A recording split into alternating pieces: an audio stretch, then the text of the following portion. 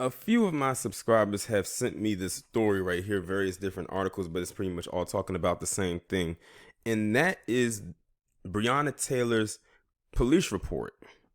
Now, actions in which have been committed, in which I'm about to talk about, surprises not only me, but anybody who's hearing this, considering how they have dragged their feet with this story and the lack of criminal charges being placed upon the three terrorists that were involved with her demise.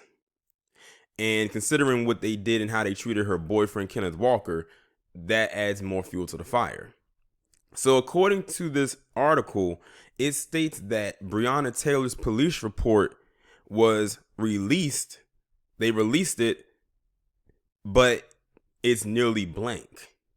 It's almost as if they just filled half of it out, or maybe not even, maybe a third of it out, and they didn't, not even a third of it out. And it's like almost nothing there. And as I was reading through some comments, they said that the same thing happened with George Floyd, but they said if it wasn't for the videos that we've seen and the outrage from the people, we probably would be getting bits and pieces from this. So I'm going to go ahead and read this article from USA Today. Nearly 3 months after Louisville Metro terrorist officers fatally shot Breonna Taylor in her apartment, the department released the incident report from that night. It is almost entirely blank. The 4-page report lists the time, date, case number, incident location, and the victim's name, Breonna Shaquille Taylor, as well as the fact that she was a 26-year-old black female. The report redacts Taylor's street number, apartment number, and date of birth, all of which have been widely reported. It lists her injuries as none.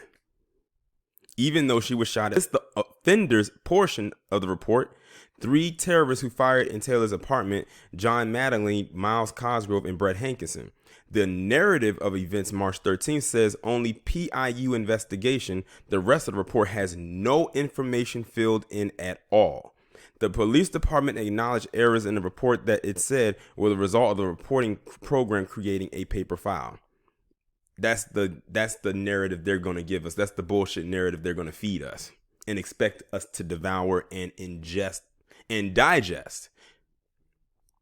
Inaccuracies in the report are unacceptable to us, and we are taking immediate steps to correct the report to ensure the accuracy of incident reports going forward. I bet you they wish that incident report could have been blank. After all, these 3 terrorists are still working. They have not been charged with anything. They have not been arrested. They haven't spent a day in jail. But guess who was arrested? Kenneth Walker. Guess who was charged? Kenneth Walker. And guess who had to spend days in jail? Kenneth Walker, the boyfriend, for protecting not only himself, but trying to protect his home and his now deceased girlfriend.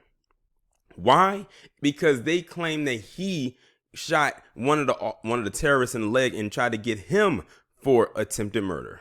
Meanwhile, these individuals used a no-knock warrant and actually murdered someone, but did not get any punishment.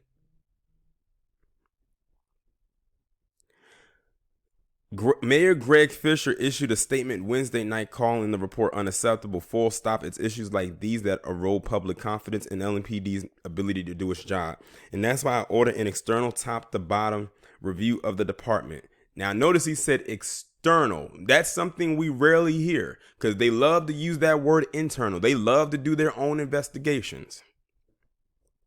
I am sorry for the additional pain to the Taylor family and our community. Taylor was at her apartment around 12:40 a.m. local time when 3 plainclothes terrorists used a no-knock search warrant signed by District Judge Mary Shaw to enter her home as a part of narcotics investigation.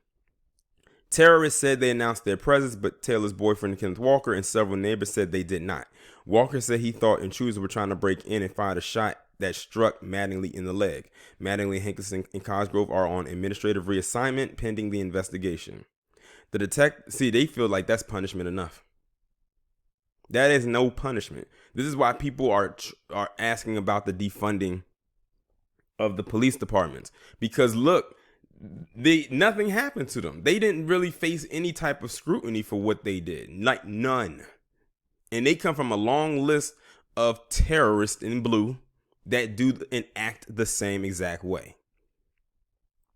Under the Fisher administration, there has been a consistent policy and practice of refusing to tell the public what is going on with the police, regardless of how inappropriate the officer's conduct may have been. I think I skipped something. This document is proof that the LMPD continues to make a mockery of transparency, said John Fleischaker, counsel for the Louisville Courier-Journal of the USA Today Network and one of the principal authors of the state's open record law that requires the release of public documents in all but extremely rare circumstances. He says city leaders are refusing to honor their obligations to disclose the basic information necessary for citizens of Louisville to have a meaningful debate about what needs to change. How can we even seriously debate police reform if the police won't engage and the mayor won't stand up to them? The Courier-Journal sued LMPD, seeking the immediate release of the department's investigative file in Taylor's shooting. See, they leaving stuff out because, that the report right there is going to expose them all. See, they didn't like they said, they couldn't hide what happened to George Floyd because the whole thing was caught on camera from surveillance cameras as well as cell phone footage. So report or not, the whole world saw it. But when it comes to Breonna Taylor, there was no surveillance. There was no cell phone footage. They just have to go on hearsay, and they're always going to take the word of the people who were the ones who did the killing, which is exactly how Kenneth Walker ended up in jail. I don't care if he was only there for 2 weeks. I think they said 2 weeks. He should not have been there at all, nor should he have been charged.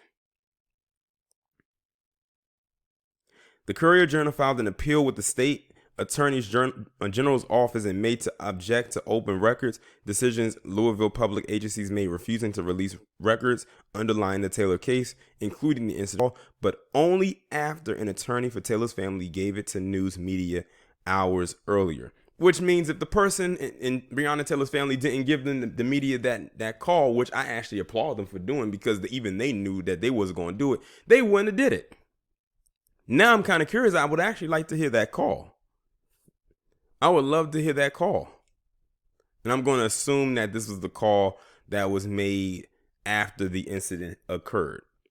But yeah, like I said, this is why people are questioning or inquiring that the police be defunded when they do stuff like this. They had a 4-page report and it was nearly blank. That's like when you get a document in school and the only thing you put on it is your name and the date, the class, the period. And you don't do anything that the assignment requires and you hand it in to the teacher thinking you're going to get a passing grade. But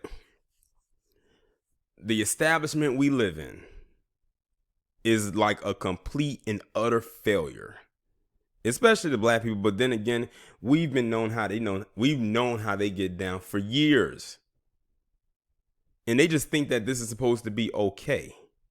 And y'all saw the most recent video I did on Brett Hankerson and, was what quote unquote allegedly happened with him. Like I said in that video, I hope that stuff actually is true. But then again, they could only get him on that and not this because that's a whole separate alleged case. You know what might actually be an interesting idea since these terrorists like to break up into homes now with no knock warrants, which is something they need to get rid of and they need to throw that on the defunding of the police policy, is installing some kind of in-home security cameras. I know you can get them to install on the outside of your door from your house, maybe in the front and the back, but maybe install something like on the interior of your home since they now love to break into people's homes and kill them. I mean, let's go back to Amber Geiger. We can go back further to Ayanna Stanley Jones. But, when I say Amber Geiger, I mean Botham John. Amber Geiger because, she was the one that did it. But if it comes to that, maybe think about getting some affordable surveillance cameras installed somewhere in your home. Because if it comes to that, and they had video footage of what was going on, that could probably work for you. That's why I said it worked better for George Floyd because we all saw it. And that's why no report, they couldn't go against what all of our eyes saw.